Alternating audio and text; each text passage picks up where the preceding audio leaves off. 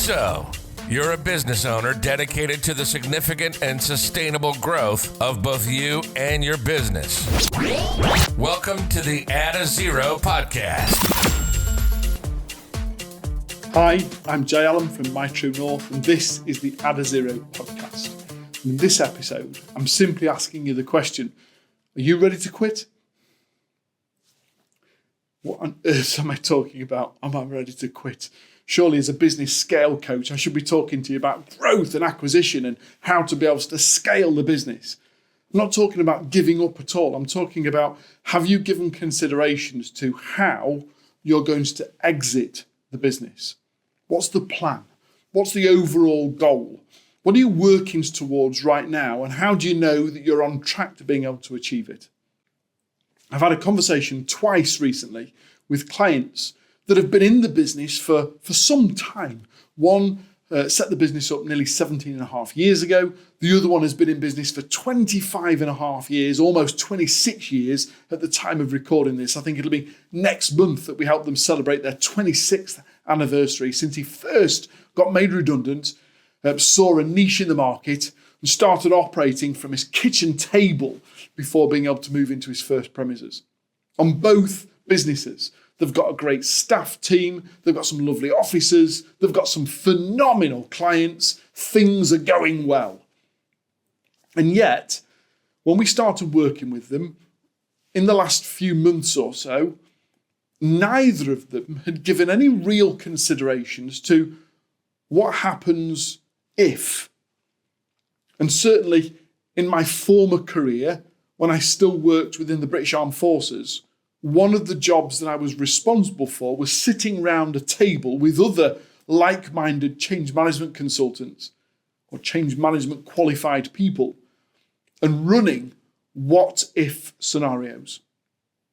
So let's try a few with you and find out as to where you sit on the what-if game. Let's score a point if you've already got something in place to be able to consider this, and let's deduct a point if you've never thought about it previously and you've got nothing in place. So, scores on the doors, let's go. What if a recent family member or a close family member suddenly took ill and there was the need for you to step in and be a full-time carer or to be able to take charge and look after their care at a period of time or for a period of time that determines that you're going to be pretty much indisposed and unavailable to be able to work in the business. Now, don't get me wrong, this never happened. I wish this never happens for you. But what if? What if you turn up for work tomorrow morning and there's a letter that when you open it, it says that there's a change in legislation being implemented in the next 3 or 4 months that's going to completely and utterly stop you in your tracks and prevent you from trading in the way in which you have done for the last few years. A change in the law, a change in emphasis, a change in funding, whatever it is. What happens if a letter arrived tomorrow and that you've now got to completely pivot, not just a little bit, but 180 degrees from where you are right now? What if you had a routine GP appointment and the doctor says, we've found something, we're going to need to operate, and to do so you're going to be in recovery for the next 6 or 12 months? What if you got to 40, 50, 60, 65, 70 and realised that the family member that you thought you were going to leave the business to has got no intent of wanting to run the business? They're already happy in their own career and have got no intent of taking on what it is that you've built. How are you doing so far for points? Positive or minor? The reason for asking is the examples I've just given you are all things of clients of mine who faced in the last 6 or 12 months. All examples I've just shared with you are things where they'd anticipated that we will be around forever, that I'll be able to hand it over to a family member, that everything's going to be hunky-dory, and that I'll be able to continue to do this forever. And then either, sadly on one occasion, his wife was diagnosed with something that determined that he needed to spend a lot more time looking after and caring for his wife than he had the availability to be able to run his business. Another, where a change in legislation. Okay, it happened in Brexit where the legislation changed, but the impact it's had has led to the need to be able to completely change not just what he does, but how he does and who he does it for if he wants to stay in business. Another one where he'd already got to 67, 68 years old, and the person that he'd been training up, his chief operating officer, who'd been in the business for 13 years, who he expected to move into the interim managing director role and subsequently to take over the business, out of the blue announced that he was resigning from the company and moving abroad. At no point had he ever considered that his chief operating officer's wife is from another country, she's American, and that now their children had grown up, she determined that they would like to be able to finish their working life back in America so she could be closer to her aging mum and dad.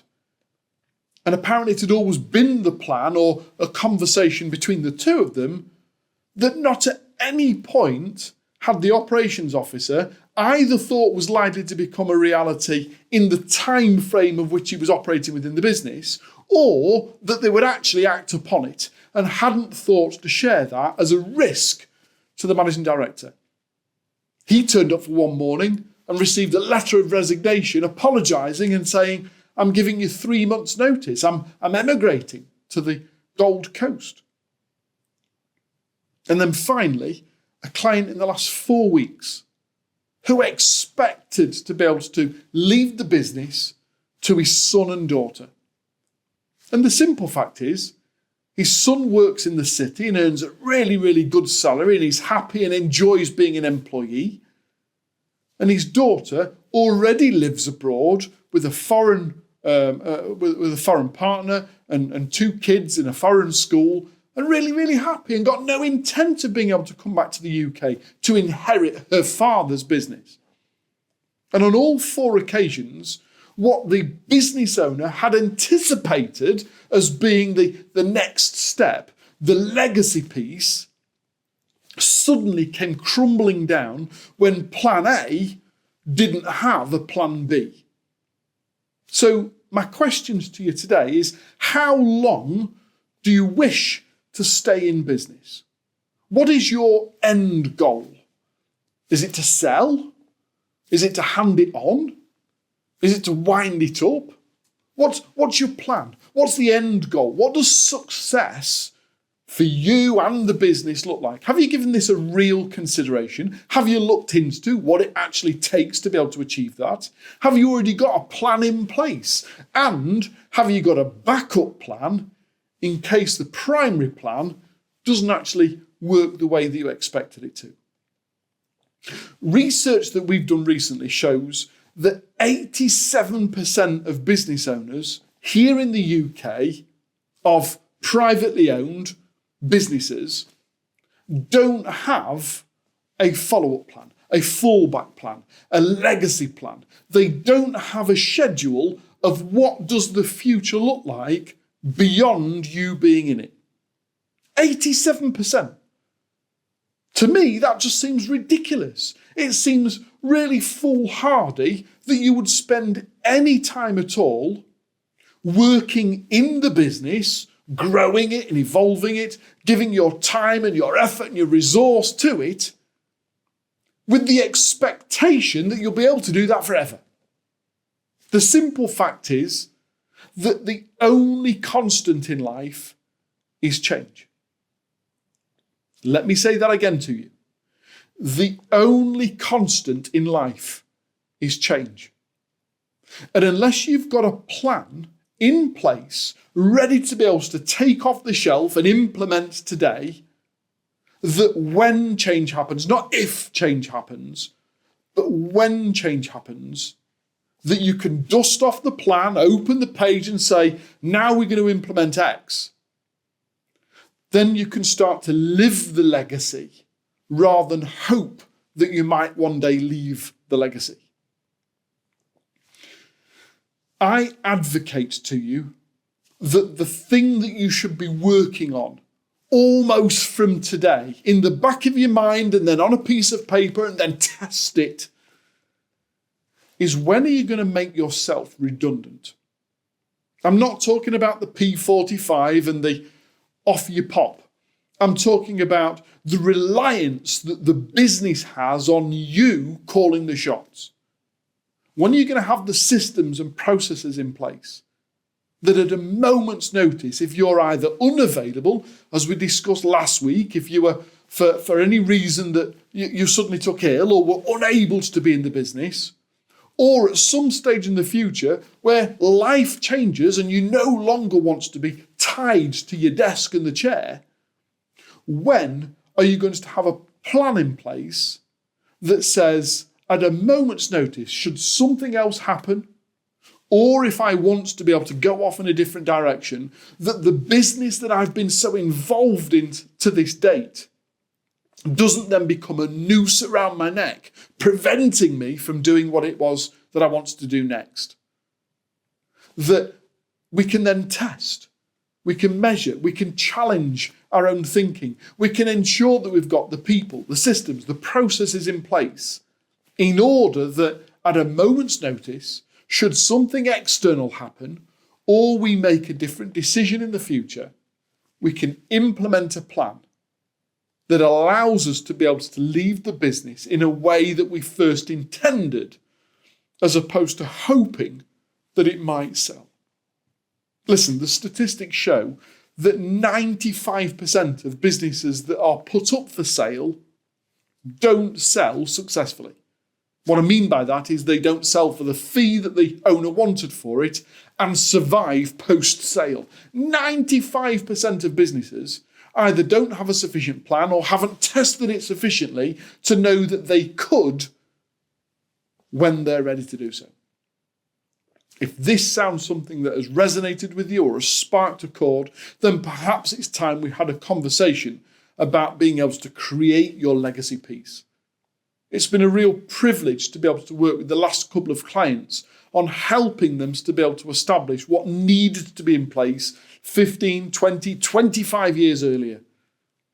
The best times to have this plan in place is the day that you start the business.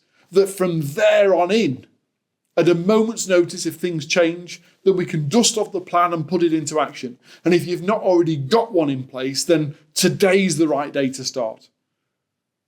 Drop me a message, let me know as to what your thoughts are. Come back to me and let me know as to the plan that you've already got in place or the backup plan if the original plan might be a little bit dodgy or out of date. I'd love to have a conversation with you and share what your plan is to understand more about how to create the legacy and live it, as opposed to hope that you're not just another chalk on a board of the businesses that don't survive. God bless, take care. I'll see you again next week. That's all for this episode. As always, we really thank you for listening and welcome your comments, thoughts, and suggestions. So please do drop us a line by emailing podcast@mytruenorth.biz. And don't forget, if you haven't already done so, hit the subscribe button on whichever platform you're listening to this through. And tell your colleagues and business network all about who we are. You've been listening to the ADDAZERO podcast, presented by Jay Allen. Brought to you in association with My True North, the UK's leading ethical coaching company.